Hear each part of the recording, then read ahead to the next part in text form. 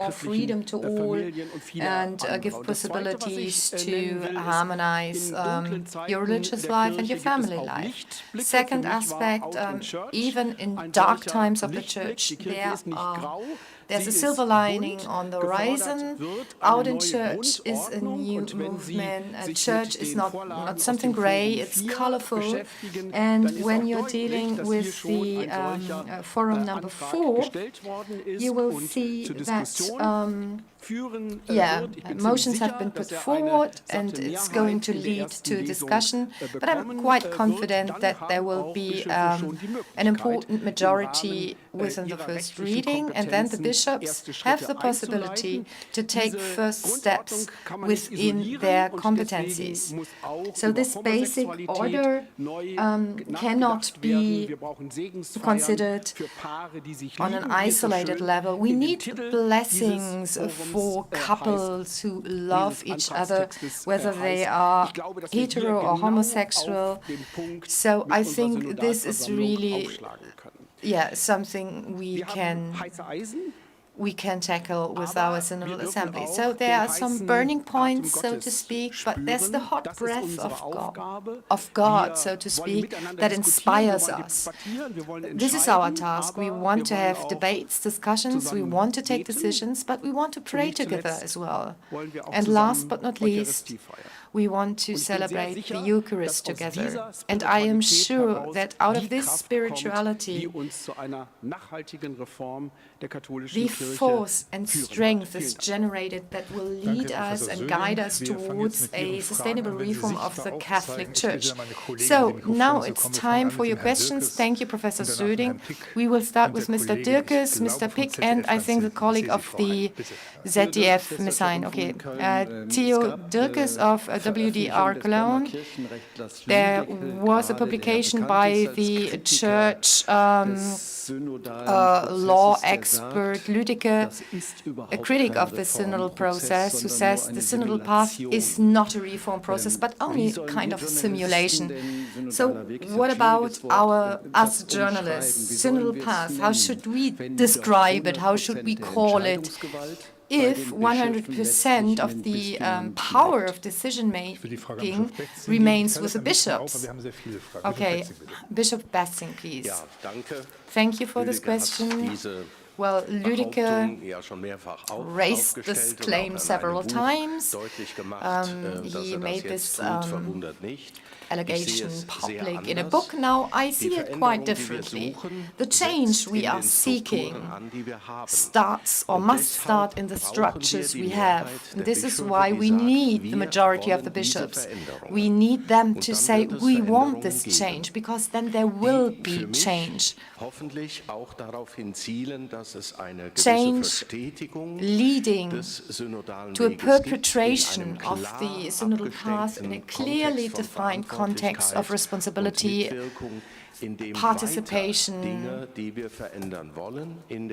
and a continuing process of changing things in the Church in our countries. We need clear steps of action that need to be taken. It's not about text, it's about change in the actions the Church is taking. This is our overall objective. Ms. Stetter-Karp?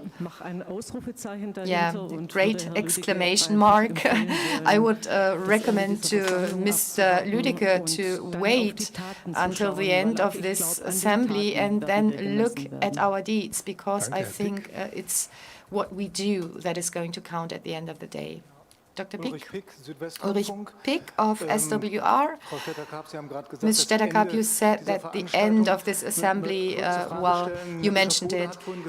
Short question, Bishop Bode said that this afternoon 2 important texts will be voted on in the second reading, power and separation of powers in the Church, and then the participation of the believers when it comes to appointing the diocesan bishops. If there's no 2/3 majority reached, will the assembly then end, or what is the plan B behind? Question goes to the 2 representatives of the ZDK.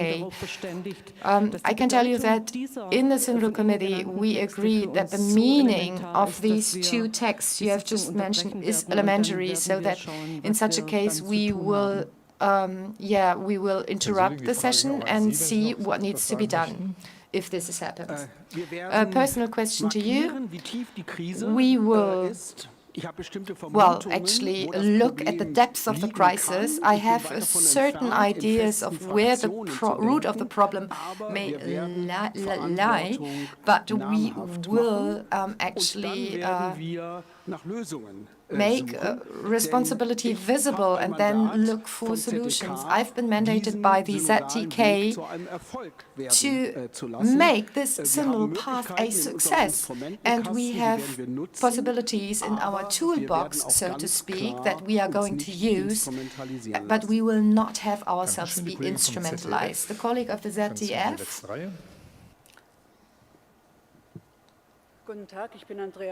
My name is Andrea Meuser of ZDF. I would like to speak about celibacy. Archbishop Koch and Cardinal Marx have brought this topic to the eyes of the media. Not being married is not the only way towards priesthood, and celibacy may be a way that does not lead to the objective, because sexuality belongs to human beings. And Ms. Stetter-Karp, you used the wording that we are looking for an image of the priest of the future. Could I ask for your statement? Because this is something that directly relates to what Mr. Marx and Mr. Koch said. Professor Söding mentioned it. There are other voices, and I am quite grateful, because for a long time I've been thinking that priests not being married is something that follows in the footsteps of Jesus, and it's a great treasure. And for myself, I can say I'm totally convinced, and I like to live this form of life.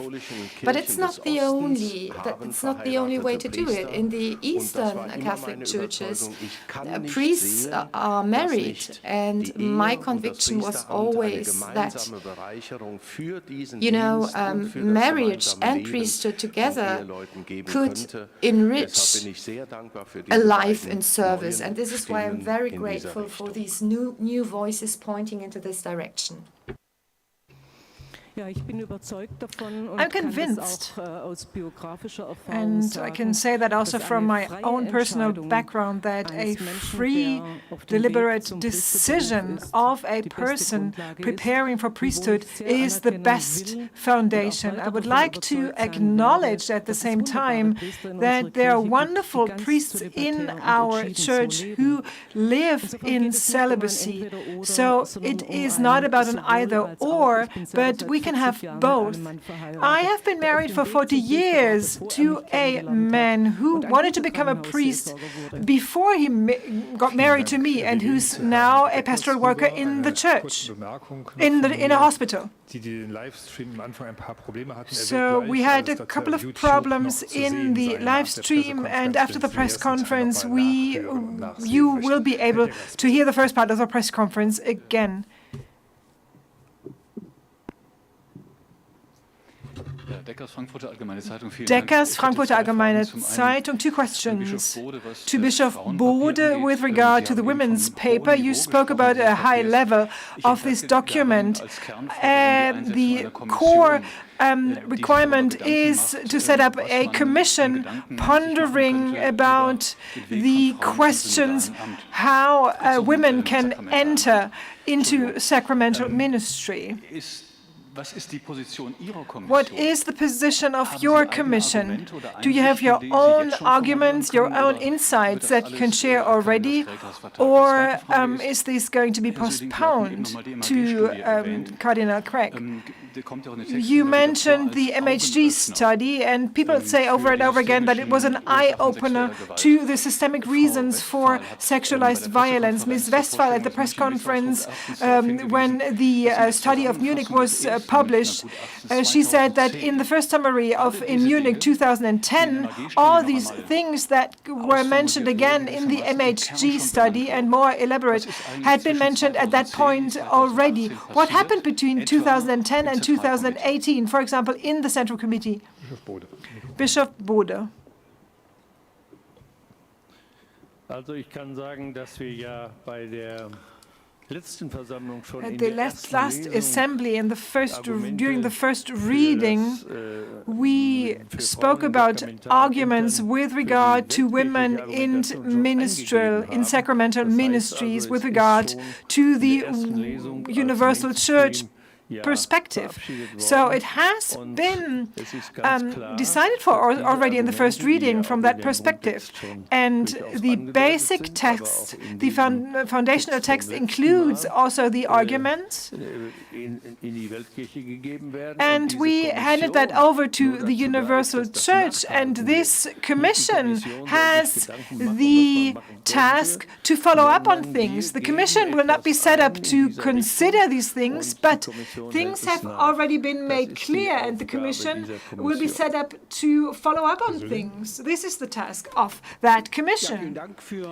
Mr. Söding, thank you so much for that critical question, Mr. Deckers.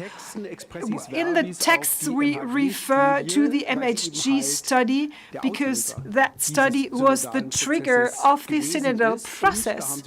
And, as you rightly mentioned, and it summarizes things that have been expected already and summarized already. So the Central Committee of German Catholic, because you were asking about our history, it's not that we were unprepared vis-à-vis this critical challenge. The Catholic Committee of the Central Committee of German Catholics does not have any mandate with regard to executive powers. But in the executive, in the implementations, many mistakes were made, and I agree with you. We are part of the overall church, and you can always say, okay, things should have been more, better, or whatever, but let me just take one example.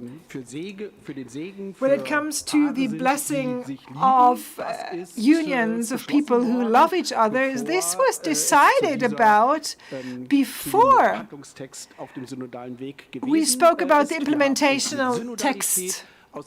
Here, we spoke about synodality, and I see that the Central Committee of German Catholics is a driving force in reforms, not only since 2018.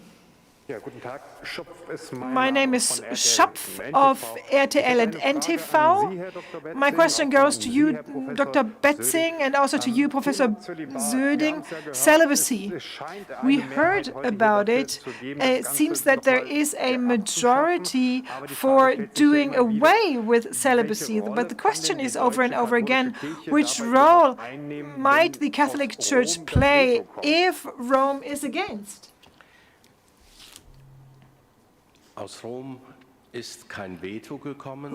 Rome did not express that they are against this, but the Synod on the Amazon opted for the choice between marrying and celibacy in priesthood in a very clear way.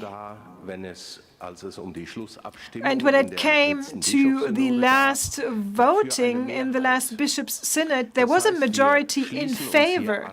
So we are part of a movement in the Catholic Church that has been active way beyond the borders of the German Church, dealing with that question.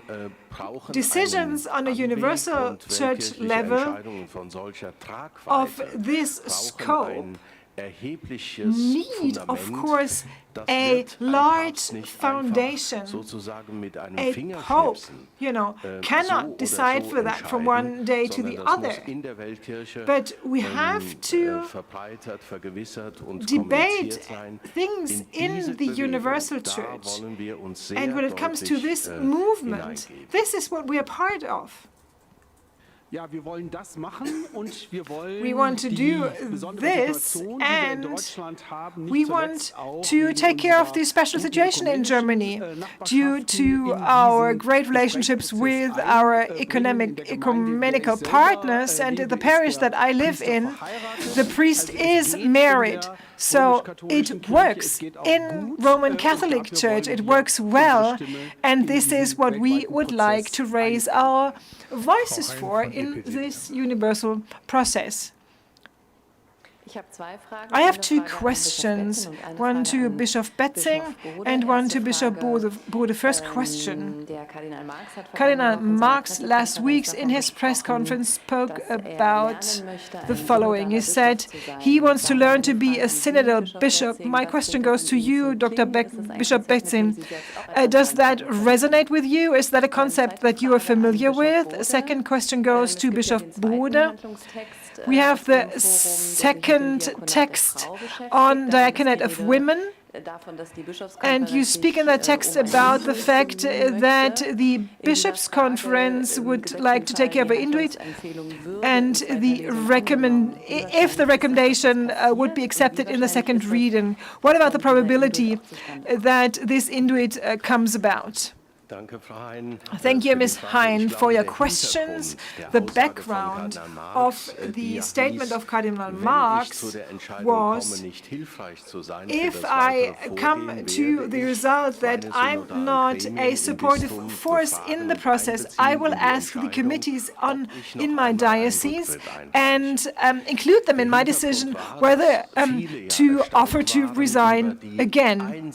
Many were surprised by the lonesome decision of the Cardinal early spring. Nobody was involved at the point in time, nobody knew about it, and that was also a moment that he wanted to say, I would like to correct that. I am the bishop of a diocese myself, and for more than 50 years in our diocese, we have seen a very structured synodal exchange with regard to decision-making processes, and we have been living this dynamic, and I'm so grateful to be a bishop of such a diocese. When it comes to my decisions and things that have impact for all the faithful, I don't take these decisions alone. No, there is a structured consulting process, and I'm feeling very comfortable with this process. As for the question of women's diaconate, a commission was set up in Rome, so this question has been dealt with in Rome for quite a while.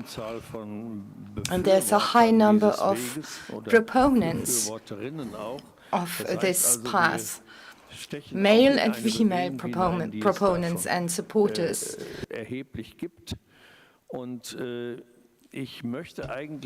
So there is a movement there, and I personally do not want it simply to be, something that is done and sold as a grace. No, I want it to be by conviction, by looking at the sign of the times, because the diaconate, where a lot of women are working, are active, that this is going to be translated into a sacramental office. So this would be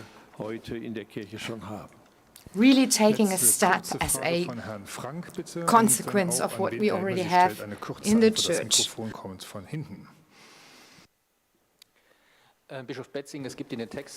Question to Dr. Frank.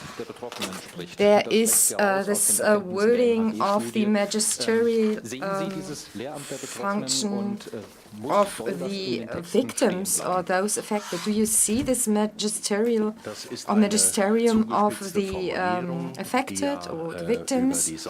Well, this kind of wording goes beyond the regular structures of the magisterium. We need to listen to the victims. We have them participating in the synodal path, and their perceptions, their appreciation of the process, also with regard to the decisions we are taking, are really binding to me. This is the way I am translating it for myself. this magisterium of those who are victims or affected. Liebe Kolleginnen und Kollegen, die Fragen, die noch gestellt worden sind, werde ich gleich mit Frau Baas zusammen nachträglich beantworten. Ich bitte Dear colleagues, a few more questions have been asked. I'm going to answer them together with my colleague. Unfortunately, as usually, we lack time. I thank you for participating in this panel. The next press conference will take tomorrow at 1 p.m. You will receive an updated mail by our team, so let me say sorry again for the technical mistakes at the beginning of the live stream, but you can, as I've said, watch it again on YouTube. And I think we'll meet again while we are taking on the list of signatures and then in the main room. Thank you very much.